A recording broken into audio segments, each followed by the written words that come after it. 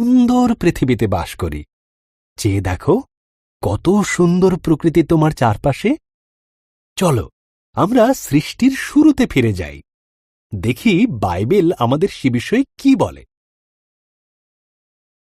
ঈশ্বর আকাশমণ্ডল ও পৃথিবী তৈরি করলেন। ঈশ্বর অন্ধকারকে বললেন, আলো হোক। এই আলোকে তিনি নাম দিলেন দিন, আর অন্ধকারকে নাম দিলেন রাত্রি। প্রথম দিন শেষ হল।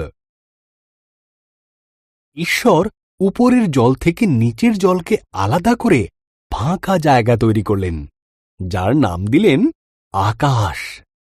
দ্বিতীয় দিন শেষ হল। সমস্ত জল একত্র করলেন, এর ফলে শুকনো জায়গা দেখা দিল। তিনি শুকনো জায়গার নাম দিলেন ভূমি, আর জমা জলের নাম দিলেন সমুদ্র। তারপর তিনি তৈরি করলেন ঘাস, শস্য ও গাছপালা।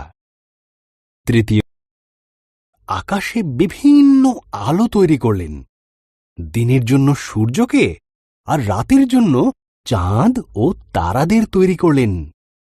চতুর্থ দিন শেষ হল।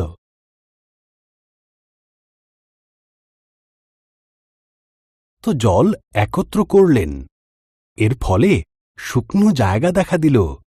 তিনি শুকনো জায়গার নাম দিলেন ভূমি, আর জমা জলের নাম দিলেন সমুদ্র। তারপর তিনি তৈরি করলেন ঘাস, শস্য ও গাছপালা। তৃতীয় দিন শেষ হল। আকাশে বিভিন্ন আলো তৈরি করলেন, দিনের জন্য সূর্যকে আর রাতের জন্য চাঁদ ও তারাদের তৈরি করলেন। চতুর্থ দিন শেষ হল।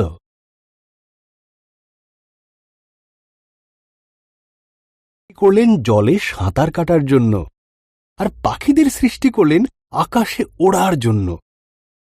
তোমাদের সন্তান হোক, তিনি তাদের বললেন। তোমরা বংশবৃদ্ধিতে ও সুরে পৃথিবীকে ভরিয়ে দাও। পঞ্চম দিন শেষ হল। পশুদের সৃষ্টি করলেন। তিনি গৃহপালিত পশু, বন্য পশু ও সরীসৃপ প্রাণী তৈরি করলেন। ঈশ্বর বললেন, আরও একটি সৃষ্টি বাকি আছে, যা সবার মধ্যে অত্যন্ত মূল্যবান।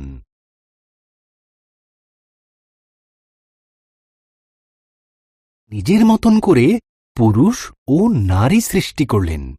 তিনি বললেন, তোমাদের সন্তান হোক, পৃথিবীর দায়িত্ব নাও, মাছ ও পশু পাখিদের যত্নে রেখো। ষষ্ঠ দিন শেষ হল। ঈশ্বর দেখলেন তাঁর সমস্ত সৃষ্টিকে খুব সুন্দর। তিনি বললেন, এই সপ্তম দিনে তিনি বিশ্রামে গেলেন এবং দিনটিকে স্মরণীয় করে রাখলেন। সপ্তম দিন শেষ হল।